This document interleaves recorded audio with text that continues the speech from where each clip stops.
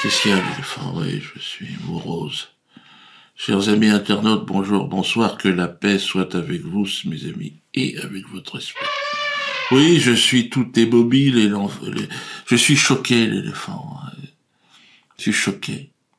Tu sais que tu vas mourir un jour. Non, mais non, toi tu es stop. C'est vrai, tu ne mourras jamais. Même si on te jette du 5e étage d'un immeuble, on pourra toujours te recoller. Bonne année! Bonne année! Il était l'un des premiers à m'avoir souhaité la bonne année. Il y a de cela quelques jours. Ouais. Stéphane Blais, mon ami, mon frère de combat, mon frère artistique, est tombé sur le champ de bataille. Que voulez-vous? Il nous a quittés. L'époque, de toute façon, est à l'héroïsme. Stéphane était de cette France héroïque, la France millénaire dont parle Éric Zemmour. Ben lui, il l'était, il l'incarnait. Aujourd'hui, donc, vous l'avez compris, Stéphane Blais nous a quittés, il est mort. Sa famille, ses amis, moi-même, sommes tellement fiers de lui, de son parcours. Merci, Stéphane, pour ces moments de liberté que tu nous as offerts jusqu'au bout. Mais bon, après l'état de sidération que provoque un tel événement, place à la fête. Stéphane aurait adoré qu'on festoie en sa mémoire avec un verre de raqueux. Que la vie soit feu d'artifice et la mort un feu de paille. Cet amoureux de la beauté s'en est allé au pays de l'envers du décor. Il nous laisse un peu seuls. C'est ainsi. Il nous laisse un fils, d'ailleurs, qui lui ressemble énormément. Alors beaucoup de questions se posent après cette disparition. De quoi et comment Stéphane est-il bien mort? Stéphane nous a quittés dans des circonstances, il est vrai, particulièrement mystérieuses. Il a été retrouvé sans vie au pied d'un immeuble en Suisse. Alors les premières constatations laisseraient entendre qu'il serait tombé du 5e étage du balcon de l'appartement appartenant pourquoi pas, à un ami. Mais cette thèse n'est étayée pour le moment d'aucun témoignage direct. Personne ne l'a vu. Alors, accident, suicide, meurtre, qui sait. Toutes les portes restent ouvertes et la police criminelle enquête. On attend les résultats de l'autopsie. Je comptais, comme vous le savez, parmi les amis proches de Stéphane, mais il s'était confié à moi, à nous, ses amis, souvent. Il se sentait en danger, même en Turquie, il recevait des menaces de mort. C'était c'était tous les jours, quoi. Et que d'autre part, oui, plus récemment, il y a eu cette rupture avec la femme avec qui il vivait. Et ça l'avait rendu très malheureux. Donc on savait qu'il y avait un terrain, il y avait une fragilité, mais bon, il n'était pas du tout suicidaire à nos yeux. Son unique héritier aspire à présent à un deuil dans le silence et le recueillement. Aussi, par respect, je ne serai pas trop bavard ce soir. Je dirais simplement, pour conclure, que le combat de Stéphane était le plus noble des combats. Il est de ces combats perdus d'avance qui inspirent les plus grandes histoires. Ah, c'est sûr que la bête que nous avons en face de nous est féroce, cruelle, puissante. Elle ne l'a jamais été autant, d'ailleurs.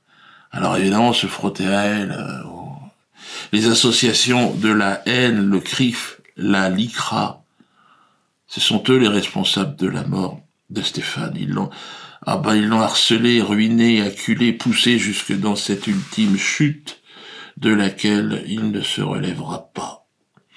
Oui, je le dis haut et fort, Stéphane Blais, mon ami, a été tué par la mafia juive. Il est entré au panthéon des justes. Qui sera le prochain? En tout cas, il est important à ce moment précis de vous dire que je n'ai nulle intention, personnellement, de me suicider. Si la rumeur venait jusqu'à vos oreilles, quelque chose. Non, dites-vous que c'est très très louche. Ensemble, nous avons réalisé avec Stéphane un album de musique. J'y croyais pas vraiment, mais bon. Alors lui était au piano, moi à la voix et au texte. Nous étions à Istanbul et nous avons produit donc cet album. Alors il est terminé et on devait le sortir ensemble ce mois-ci.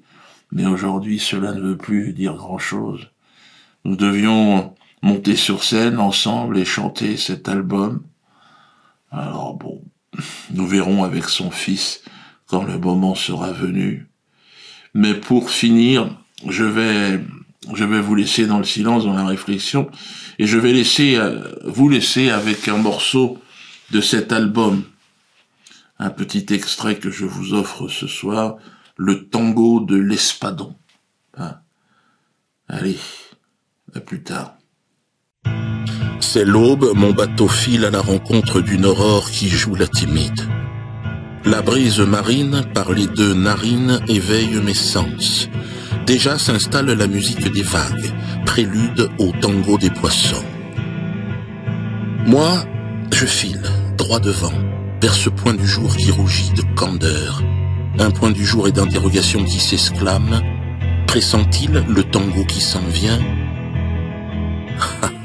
La pêche au gros, mes amis, c'est la plus belle des danses, dans laquelle hommes et poissons se retrouvent finalement si petits qu'il ne leur reste que la beauté de la danse pour sublimer leur misère.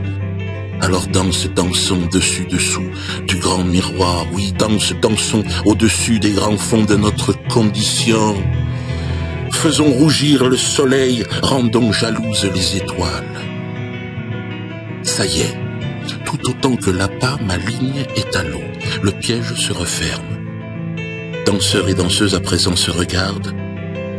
C'est ça, approche l'Espadon, colle-toi à mes pas. Tu me suis bien, maintenant croque l'hameçon. Mon moulinet s'affole et bat la mesure, il se bloque. Par ce fil qui se tend, j'entends presque son hurlement, un cri de liberté qui déchire les océans. Mes bras se raidissent, la canne se courbe. Notre tango commence, et te voilà à présent, virevoltant, jaillissant des dessous de la scène. Un salto de trapéziste, et tu replonges, splash, toujours suspendu à ton fil. Doucement, moi je te rapproche, centimètre par centimètre, je t'invite au contact. Ton ardeur m'envoûte, ta soif de liberté me transperce. J'ai l'impression maintenant que c'est toi qui me tiens. Nos regards se croisent, tu es là, je pourrais te toucher. Je n'ai pas vu le temps passer, le soleil s'incline, lui aussi fatigué. C'est la fin de la danse, je coupe ma ligne. Tu disparais dans les hauts fonds.